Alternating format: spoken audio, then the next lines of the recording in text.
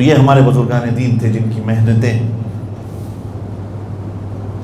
جن کی مشقتوں سے، ان 13 دن کی محنت اور مشقت کے بعد ان کو کافر ڈکلیئر کر دیا گیا۔ اور جانتے ہو کہ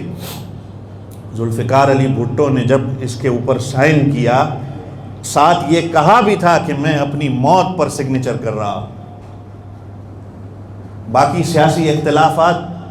ذوالفقار علی بھٹو کے ساتھ لاکھوں آپ کے ہوں، ہمارے ہوں، ہمارے بزرگوں کے ہوں، لیکن ہمارے علماء کہتے ہیں کہ اس سائن کرنے کی وجہ سے ہم اللہ پر بڑی امید رکھتے ہیں کہ اللہ نے اس کو بخش دیا ہوگا۔ باقی اختلافات اس کے ساتھ ہزاروں ہوں گے۔ اور کہا جاتا ہے کہ قائد ملت اسلامی حضرت مولانا مفتی محمود صاحب رحمۃ اللہ علیہ کو بلا کے ذوالفقار علی بھٹو نے پوچھا تھا کہ یہ میں اپنی موت پر سائن کر رہا ہوں، کیا تم اس کی گواہی دو گے کہ قیامت والے دن میں سرخرو ہوں گا؟ اس سے پہلے دیکھو کتنے لوگ شہید ہوئے، قانون کے اندر ترمیم نہ کی جا سکی، یہ قانون نہ بن سکا، لیکن جب اس وقت علماء قومی اسمبلی کے اندر تھے، طاقتور تھے، تو ان کی محنت اور مشقت کے بعد یہ ہوا۔ تو حضرت مولانا مفتی محمود صاحب رحمۃ اللہ علیہ نے کہا کہ میں قسم اٹھا کر کہتا ہوں کہ تیری بخشش کا اگر سامان ہوگا تو اللہ اس کی وجہ سے تیری بخشش کر دیں گے۔ اور شاید اس میں اور جتنے علماء بھی تھے، جیسے میں نے کہا کہ سارے مختلف مکاتب فکر کے علماء اس کے اندر موجود تھے، اور دیگر جتنے بھی ہوں یا دنیا دار بھی تھے جن کا حصہ ان کے اندر تھا، اللہ تعالیٰ تمام کی قبروں پر اپنا نور برسائے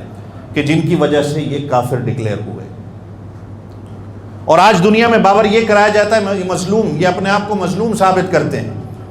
اور بعین ہی اسی طریقے سے جس طرح یہودی کی سازش تھی، جب یہودی اسرائیل سے پہلے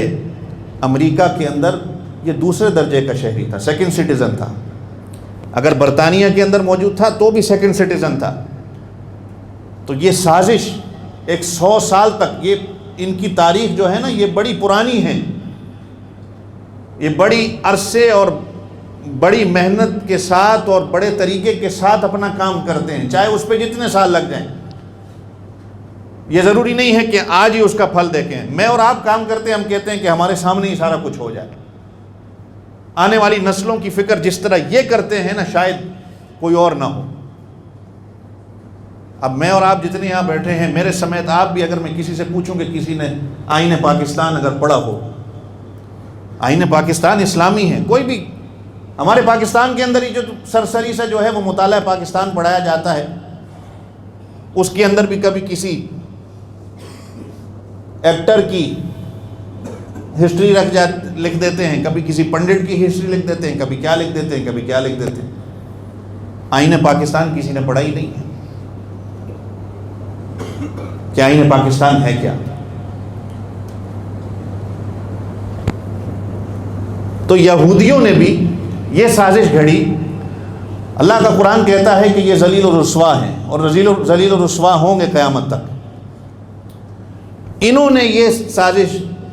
لوگوں کے سامنے، دنیا کے سامنے، کہ مذہب جو ہے یہ انسان کا پرسنل معاملہ ہے، ہیومن رائٹس پہلے، انسان کو پہلے انسان سمجھو، مذہب کو چھوڑ دو۔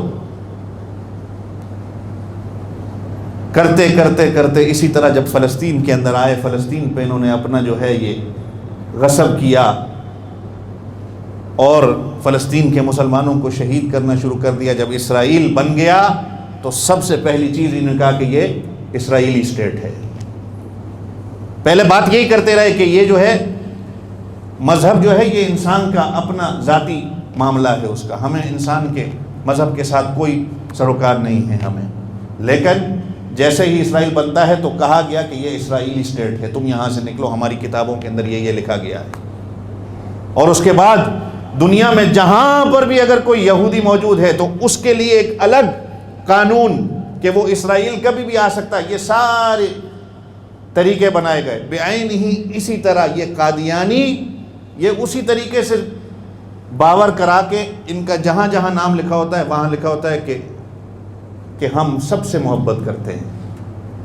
ایک سلوگن ہے ان کا، آپ نے دیکھا بھی ہوگا کہ love for all hatred for none, یہ قادیانیوں کا سلوگن ہے کہ ہر کسی سے محبت، نفرت کسی سے بھی نہیں، کہ یہ ہمارا یہ جو مذہب ہے کہ یہ ہر کسی کا پرسنل معاملہ ہے، لیکن اس کے آڑ میں یہ کیا کیا کرتے ہیں۔